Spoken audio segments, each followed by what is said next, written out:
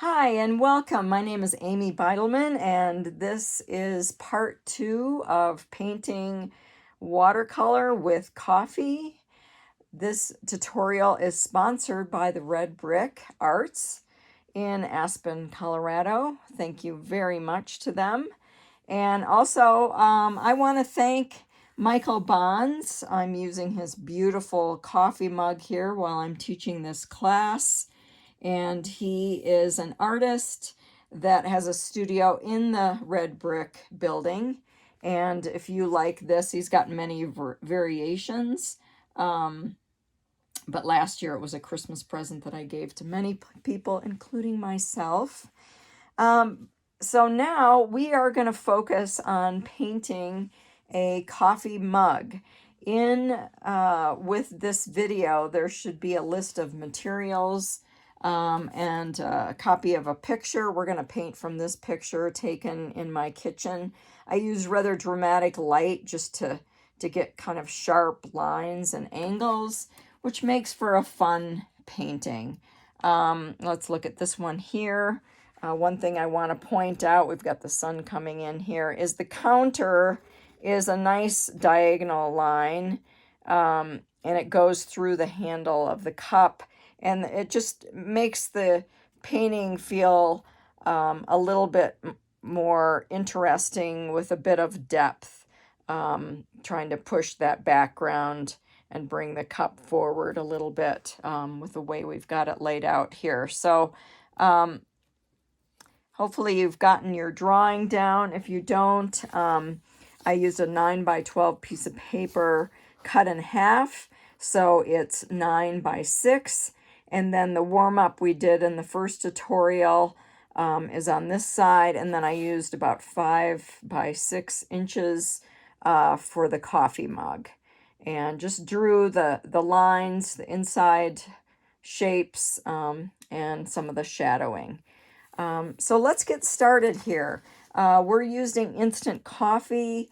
It can get a really dark color, as you can see here. We've got an arrangement of different values. We did a value study in the last tutorial just to see how dark you can really get the coffee color. It's pretty amazing. I love the sepia warm flavor of it.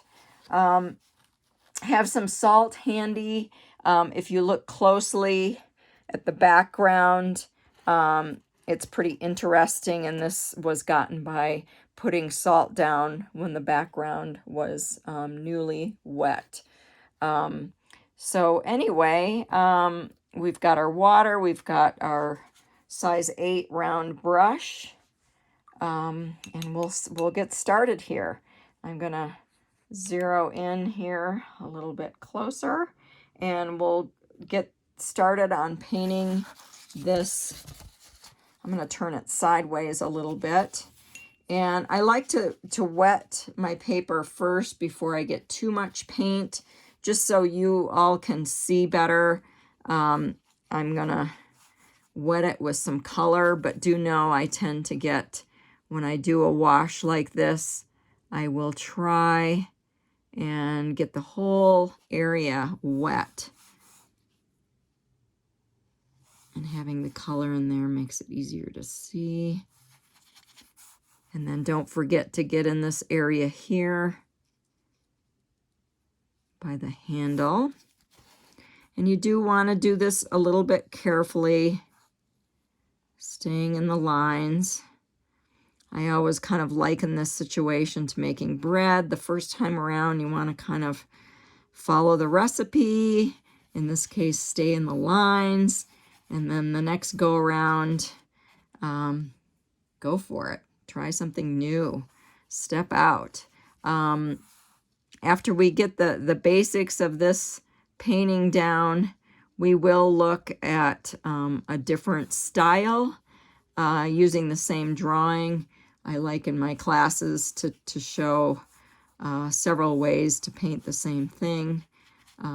And we'll see something that's maybe just a little bit more painterly in the way that it's laid out. But for now, we are getting down.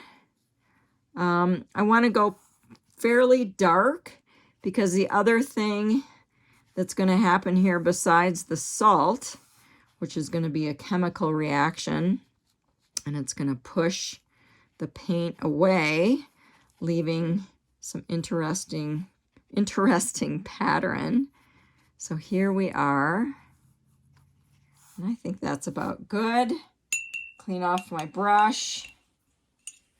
Maybe I'm going to get just a little bit darker in the handle here so it matches the other colors. You always want to look at that and make sure you're doing that. And then I'm going to grab the salt. Sorry about that. And get it down pretty evenly all the way. I use this a lot in landscape painting to give different texture without having to do a whole lot of brush work. So you can see now we did get some salt where the handle is. So that's great. So now everything else we paint right now, we don't want to really touch where this area is, or that's going to create kind of a leakage situation. And you'll see what I mean, because I'm sure I'll do it by mistake. I'll just show you a little bit what I'm talking about. So if we go ahead and paint below this area, in other words, the counter, and see I touched it, and so it's leaking some of the paint into this area. I'm not too worried about it, but I'm going to keep an eye on it so I don't pull all the paint out of there. We don't have time to wait for everything to dry to do this in sections, so we're just going to paint this all at once, all in one go.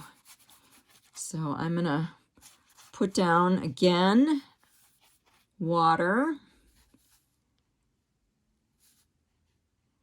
And I'm going to leave a little space here, but you can see I did touch it just a little bit. So it's going to pull some more paint down into here. See, like this is, but it's not the worst thing. I am going to do a little bit here as well, just to be consistent.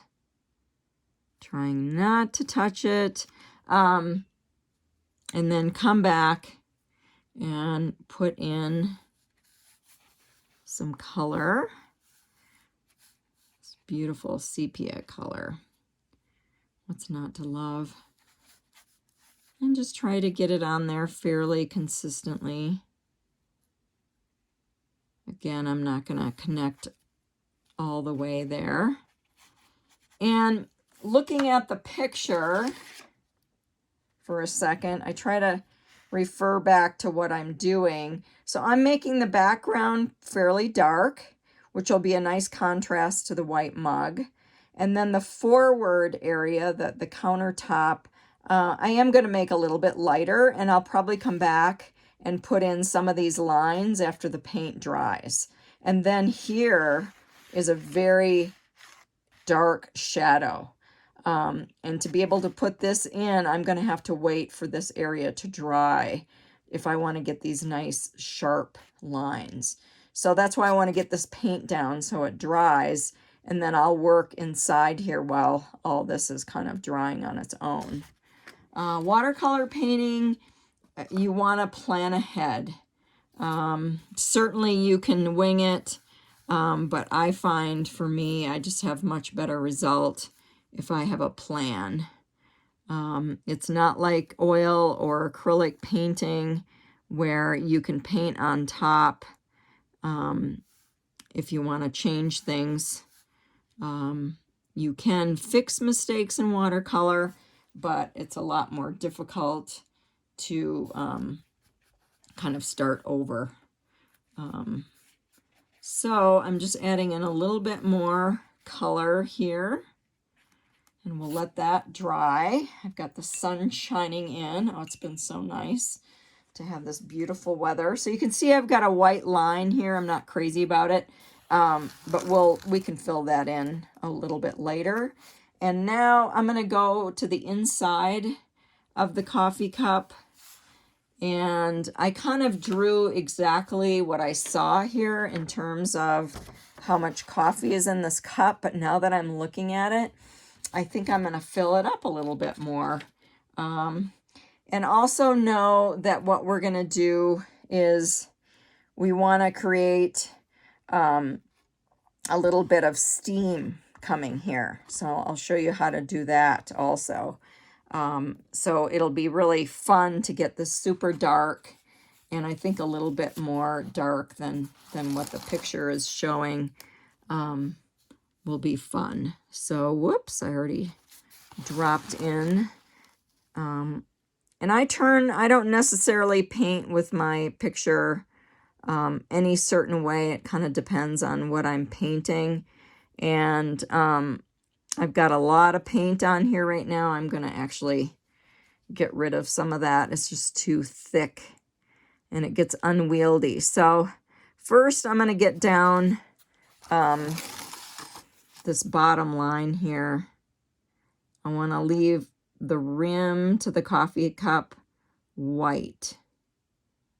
So I want to be sure to get this line nice and clean. And then I'm going to go ahead and I'm going to take the coffee up a little bit further here.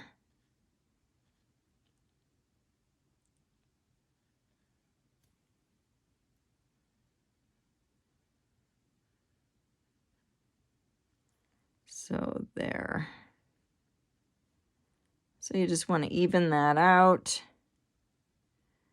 And you want your paint to be really dark. It's pretty thick and it will take a while to dry.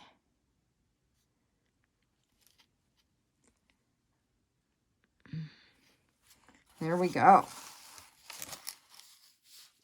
And is that even, I might even want to parallel the cup a little bit. It is helpful to draw it in.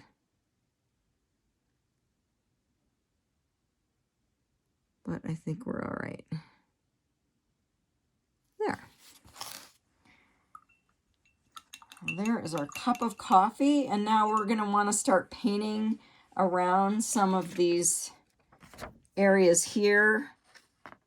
We want to get this rim nice and dark. We've got this shadow here, which I did draw a light line in. Do know that your pencil marks, if they're not light, they're going to show through into your painting, which might be fine, but just be aware of that. And so we've got also this dark line here on the handle, and then we have some interesting shapes here with what the light is doing. And we also have kind of a neat little spot here of reflective light, so you might want to pick that up at some point on the painting here. Okay, so now using my palette over here, I'm going to want to get just a lighter color, and having a scratch piece of paper like this to kind of test your color is a good idea before you just jump right on, I think. So I'm going to go ahead and put in the shadow as I see it.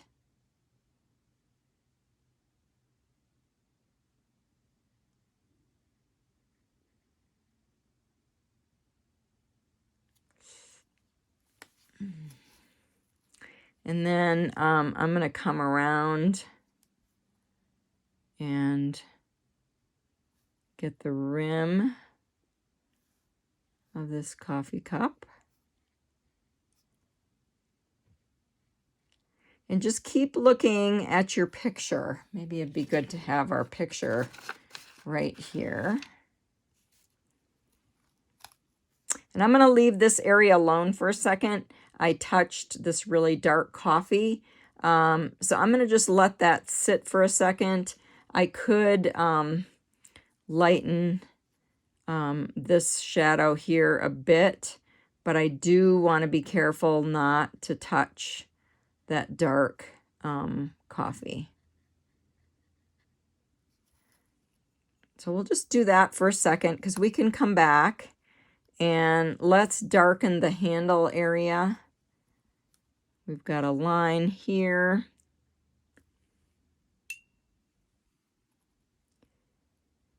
And one thing I see that we did, or I did, look at the difference here between what I did. I didn't put enough paint in there.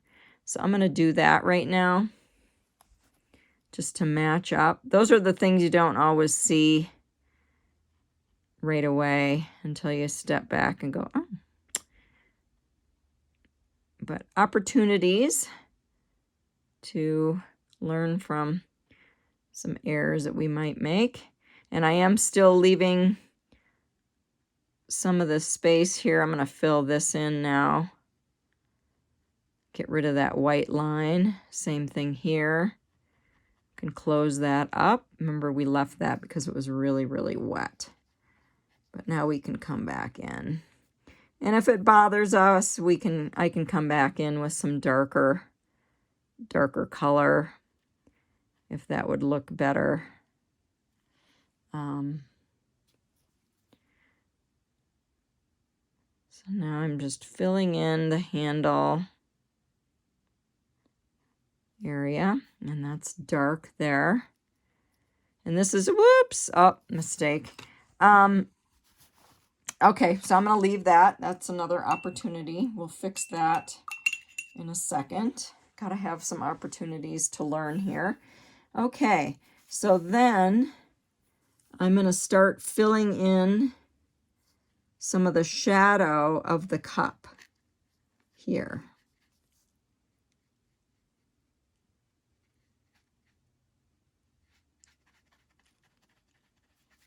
And I'm just going to do a light wash.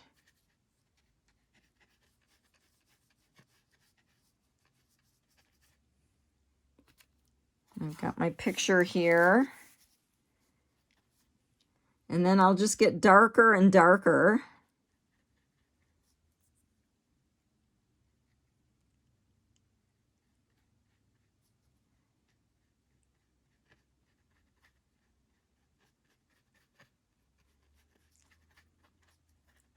And I also want to mention, if you have some food coloring, we're going to throw a little blue on here if you want. Lorraine Davis, who is an instructor at the Red Brick, has done a number of videos during this time as well. And she suggested using food coloring as an alternative to watercolor paints. And so I thought we'd throw on a little bit of that while we're painting this. Okay, I want to talk about this line here. Wet your brush, take out the excess water with your cloth, and then just come here with that wet brush and soften that whole edge. See how nice that is? It really works well for this sort of thing. I do want this a lot darker. So I'm just going to lay the dark on there and then bring it down in here. There we go. Much better. And then this is going to be, this area here is going to be in a shadow. And this is still wet. So I want to stay away from that. And you can see here, this has leaked a bit. And we can try it. But a lot of times these fixes are better when both sides are dry, but that's okay. That'll work for now. And then this area here will fix a little bit. And so I'm going to clean off my brush. A lot of watercolor painting is fixing.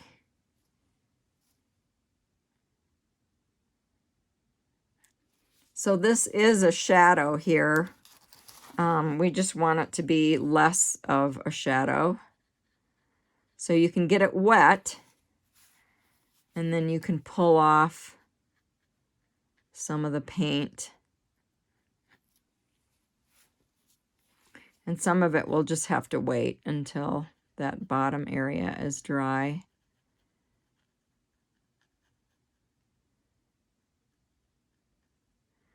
Okay, and then what we want to do now is make the rim there a little bit darker, I think. We've got our white going around, and we want to get the handle and get that a little bit darker. And again, looking at the picture over here, you can see there's a dark area here. So you just want to pick up all those shadow areas. They indicate shape. It's fun to paint something white when how much of this is actually white by the time you put in all the shadowing. Not very much. It's kind of interesting that way. Okay, so what else do we have here? We have an interesting situation right here. So what we want to do is we've got our rim and we need to make this connection here, and we've kind of lost it. So we want to fix that and maybe do it with a pencil first. So this line really is going to connect over to here to get that right. So what we did is we've got some color in there that we want to pull out a little bit. And again, these are just things I want to show you that are so easy to make a mistake on, but you can fix it pretty easily. We'll just pull off a little bit of the paint here.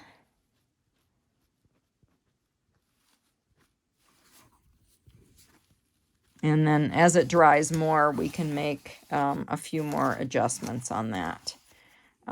So right now, we've pretty much got this painted. This is still a little bit wet. You can see now, see what the salt has done. That's pretty fun. So we're going to want to get a little bit more shading in this handle area right here.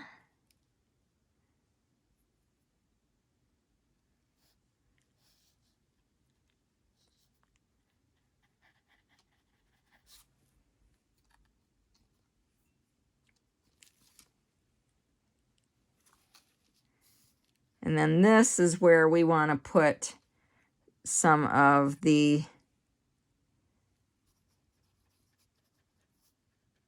shadow.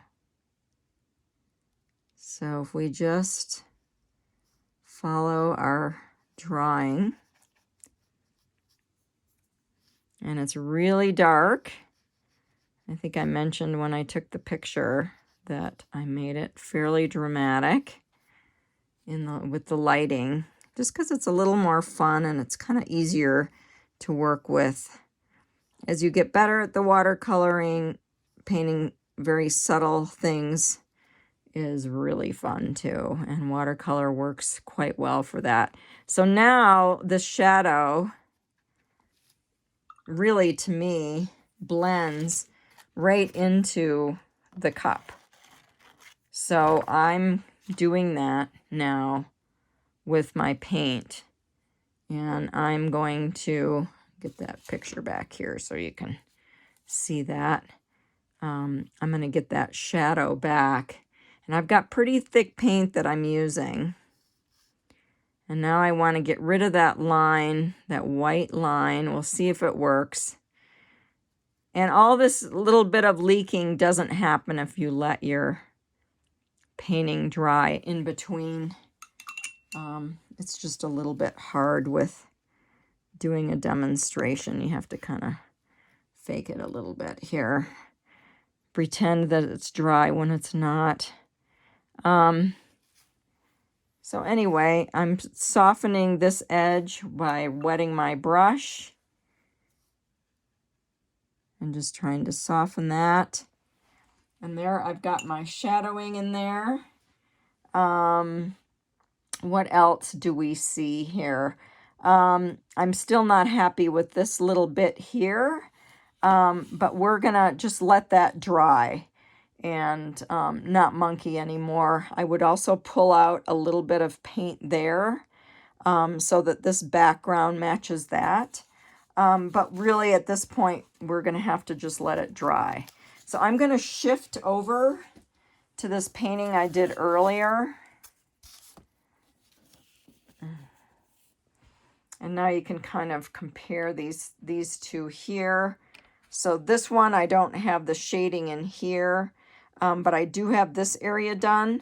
So I want to show you how to pull the little bit of steam that's coming off of the coffee. So I'm wetting my cloth, and then I'm going to get this a little bit wet, and I don't want to damage the paper, but I'm going to pull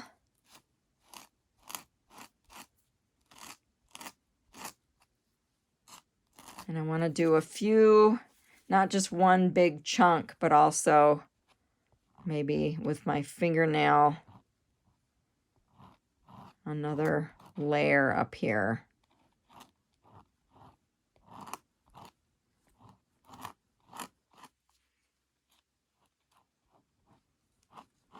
So that is how you get the steam.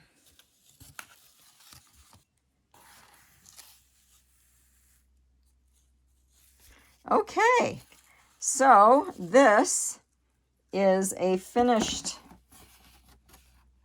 coffee cup with the shadow dried, with a little bit of a fix there if there was leakage.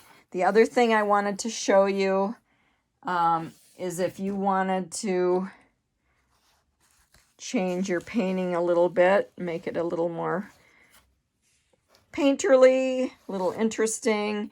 I took the blue food coloring and I just painted it into the table here and then also into the cup as sort of reflecting off. And then you can see the shadow kind of blending into the cup and the steam, and just kind of variations of a way to do really the same from the same picture. So that's it.